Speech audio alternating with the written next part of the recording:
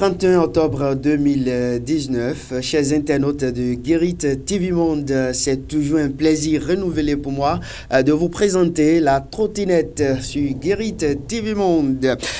Mesdames et messieurs, nous allons démarrer comme d'habitude par le bulletin d'information, mais bien avant, on fera un tour au service commercial.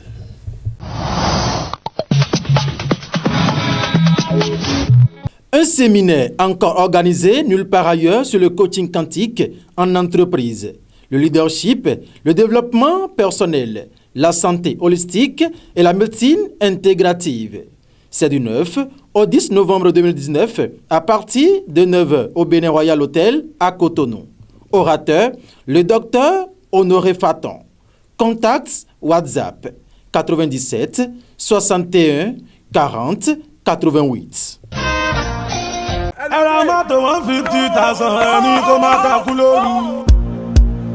Vous désirez intervenir dans l'émission La Trottinette de Guérit TV Monde en tant qu'invité? Un seul numéro. Appel direct ou WhatsApp. Le 00 229 97 26 26 111. Guérit TV Monde, le leader des web TV.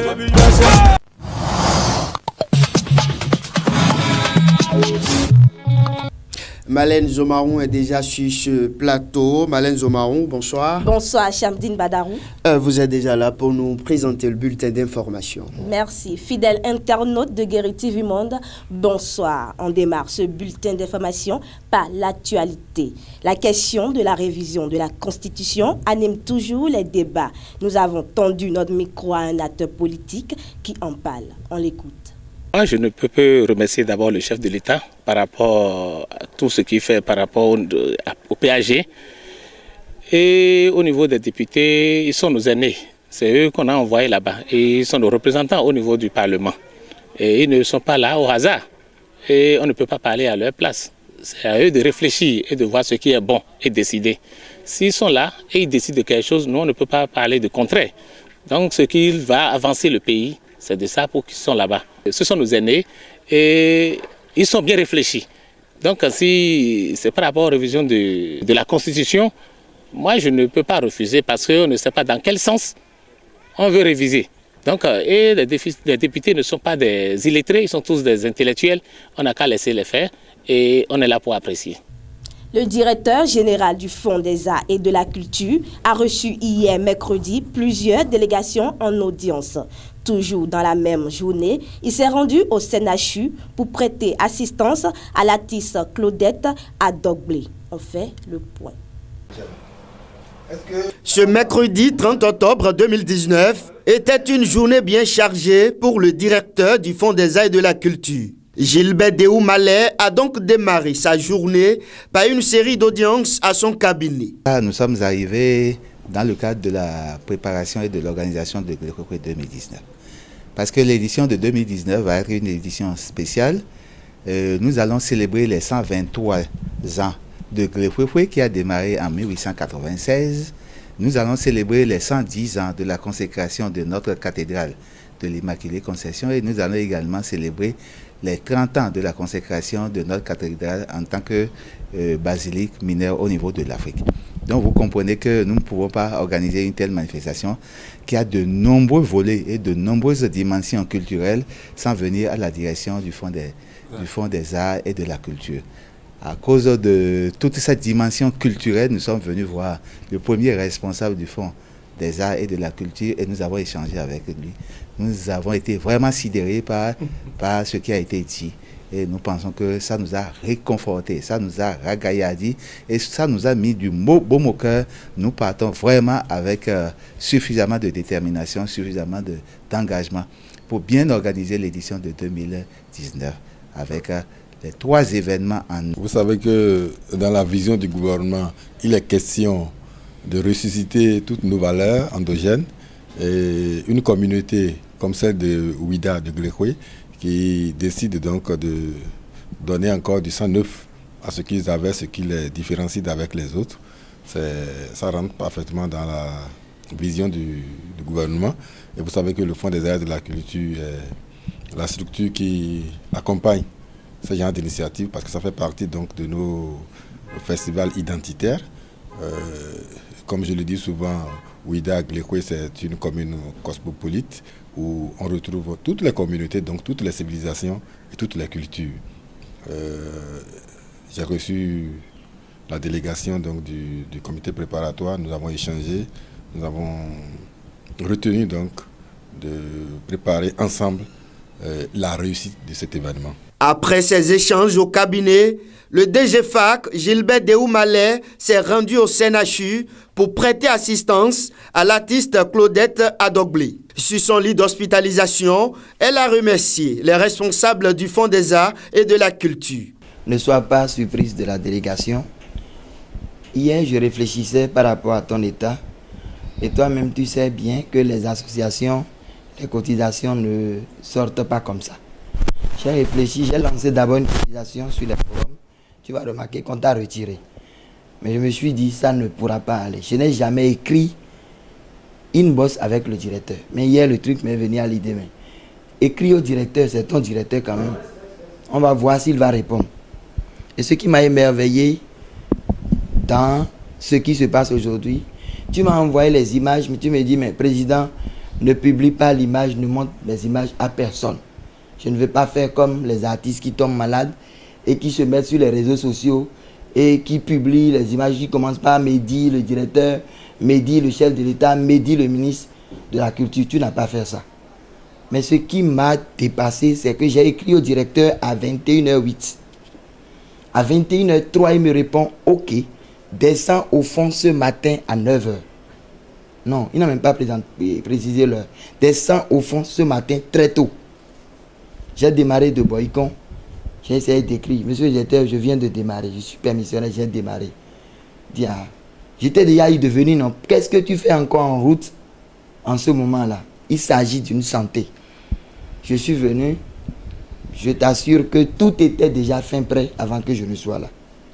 Les formalités n'étaient que se rassurer que tu es artiste. Je t'ai appelé, je t'ai posé une question. Je peux avoir ton CD.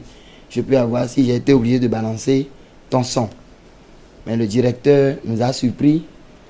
Le fonds nous a surpris avec un chèque de 200 000 qui te revient. Je ne peux que vous dire merci, monsieur le directeur.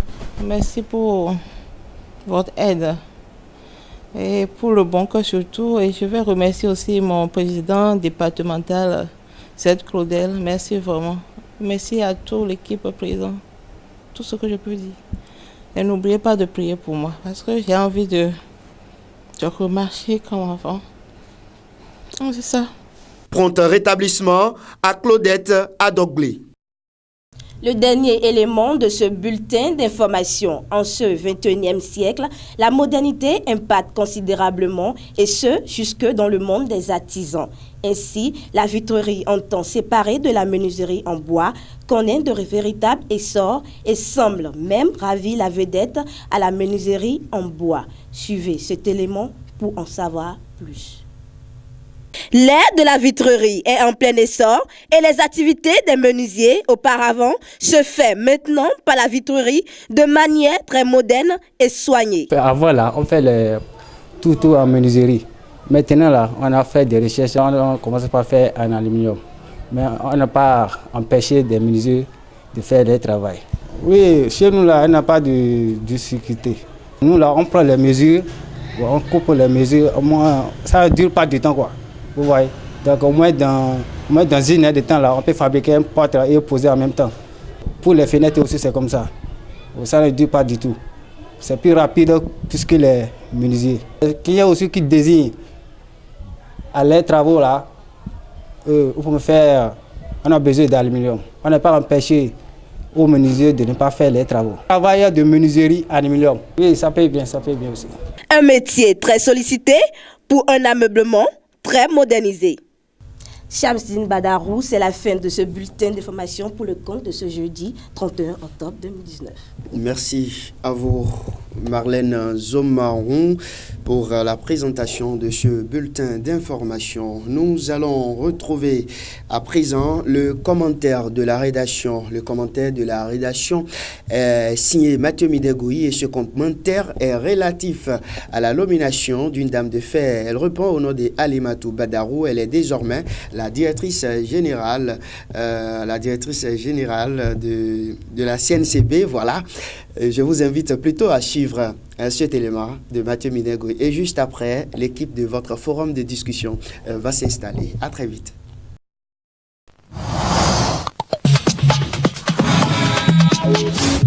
Le Conseil national des chargeurs du Bénin CNCB a désormais une nouvelle patronne.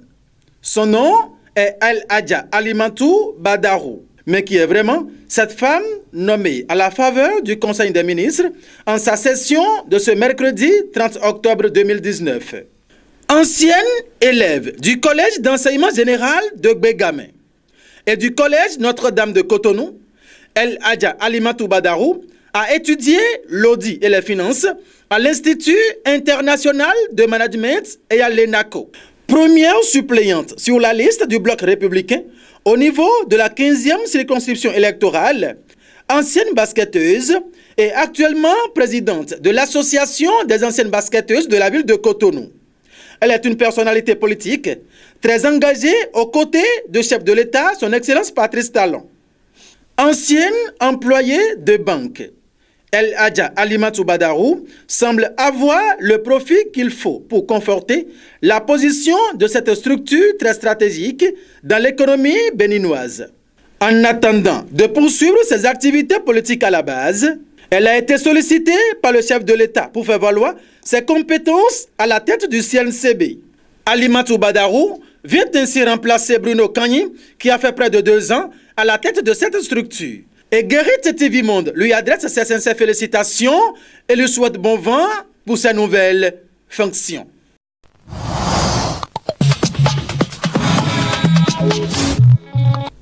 Voilà, à l'instant, le commentaire de Mathieu Midegoui. Et Mathieu Midegoui est déjà justement sur ce plateau.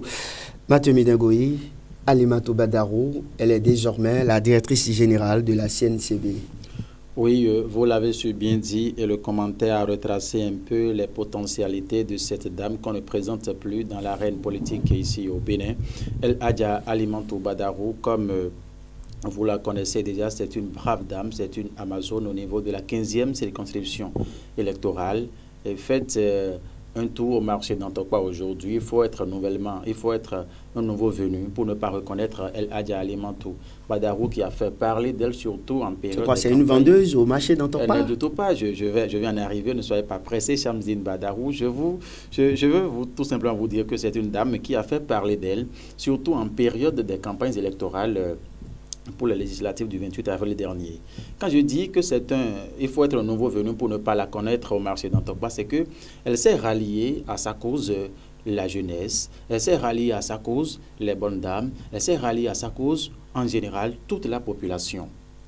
Cela doit vous revenir en tête quand je parle de ces multiples marches auxquelles nous avons assisté en période de ces campagnes, surtout parlant de la sortie des anciens présidents Nicéphore Dieudonné Soglo et l'ancien président Boni Yayi, entre-temps au marché d'Antokwa, au moment où ces ténors de la politique béninoise faisaient cette marche de l'autre côté. Alimatou Badarou, étant donné que c'est une femme, n'avait pas peur, ne craignait absolument rien, sans militaire derrière et tout. Elle mobilisait également ce même jour, de l'autre côté du marché d'Antokwa, une forte troupe des bonnes dames qui viennent dans ce marché. Et si vous vous hasardez aujourd'hui à parler de femmes milliardaires, on va vous dire que c'est El Hadja Alimatou Badarou, parce que c'est ainsi la jeunesse l'avait surnommée en son temps au marché d'Antokwa, puisque vu sa façon de rester avec les gens, vu sa façon de collaborer avec toutes les couches sans distinction, elle agit sans aucune trace de discrimination. Donc elle distribue l'argent de banque aux gens, ce n'est pas qu'elle distribue de l'argent de banque aux gens, mais c'est le volet social que je vais aborder à l'instant qui a amené les populations à désormais l'appeler femme milliardaire. Puisque quand vous l'abordez, écoutez, on vous appelle familiadaire. Est-ce que, justement, votre question, est-ce que c'est de l'argent que vous arrivez à distribuer aux gens comme ça? Il dit, seul Dieu sait les raisons qui les amènent à m'appeler familiadaire, puisque c'est tout ce que nous faisons ici. Ce n'est pas de notre propre volonté, c'est Dieu qui agit peut-être, c'est Dieu qui agit à travers nous, à ses mandants. Donc, on ne sait pas pour la raison pour laquelle elle les aime l'appeler, mais si c'est une prophétie, que cela soit réalisé. C'est ce qu'elle savait en son temps. Donc, Monsieur Mathieu, et selon vous, est-ce que on peut attendre quoi d'elle par rapport à cette nomination? Je peux me permettre de vous dire, sans risque de me tromper, que le chef de l'État ne s'est pas trompé de choix en mettant El Hadji Alimatu Badarou à la tête du Conseil national des chargeurs du Bénin. C'est une dame rompue à la tâche et ses expériences, je vous le rappelle, c'est une fonctionnaire internationale bien avant les élections législatives au Bénin. Elle a tout le temps travaillé en France et c'est pour des raisons politiques qu'elle est revenue au pays afin de servir sa nation, ce qui l'a amené à démissionner de ses postes de l'autre côté de la France pour revenir au Bénin. Donc, moi, personnellement, je ne doute point de ses compétences, de ses capacités intrinsèques à faire fonctionner véritablement cette institution, à lui placer là où plutôt le chef de l'État l'a placé suite au Conseil des ministres. Quand on sait aujourd'hui que depuis l'avènement de la rupture, on a déjà connu au moins 2 DG déjà, c'est elle la 3e.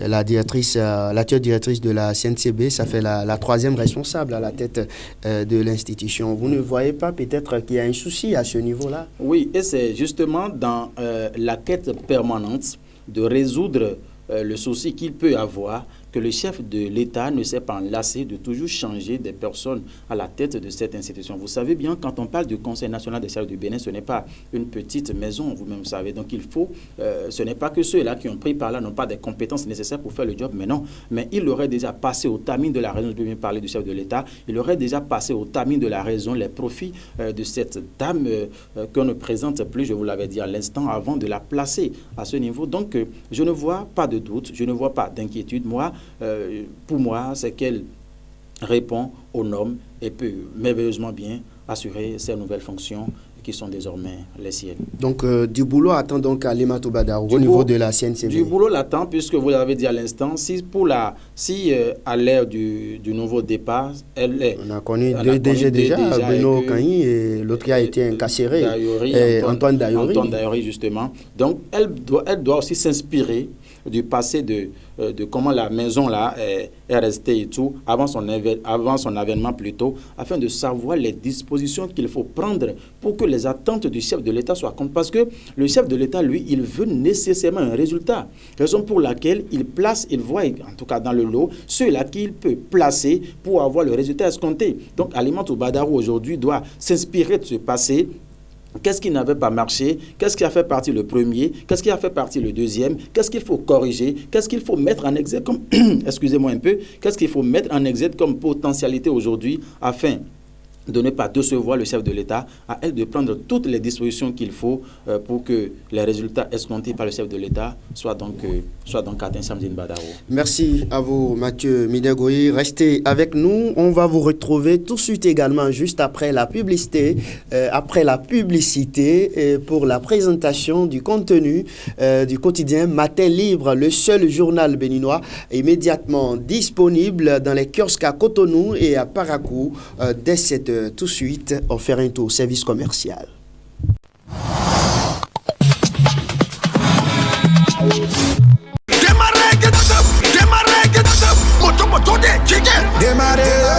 À partir du 1er décembre 2019, après le paiement d'une prestation au service commercial de Guérito TV Monde, vous recevrez gratuitement un t-shirt, une casquette, un porte-clés et un calendrier de l'année 2020. Guérito TV Monde, le leader des web TV. Mais ça va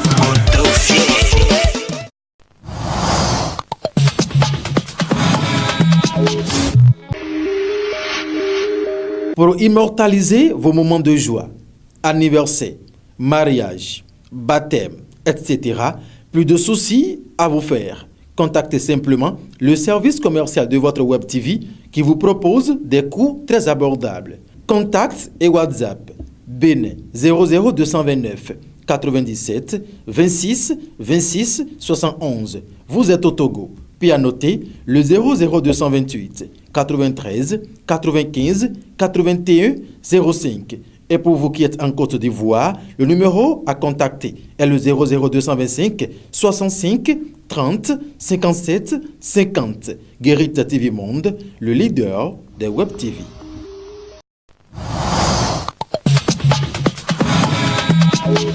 Du retour du service commercial, Mathieu Midegoui, le contenu de la une du quotidien Matin Libre, c'est avec vous. Merci une fois encore à vous, Shamsteddine Badarou, fidèle internaute de Guérit TV Monde. Bonjour ou bonsoir, cela dépend de votre position sur la planète où que vous soyez. Le seul quotidien béninois immédiatement disponible dans les kiosques à Parakou et à Cotonou dès 7h du lundi au vendredi, sauf les jours fériés, il faut le retenir, affiche en manchette ce matin.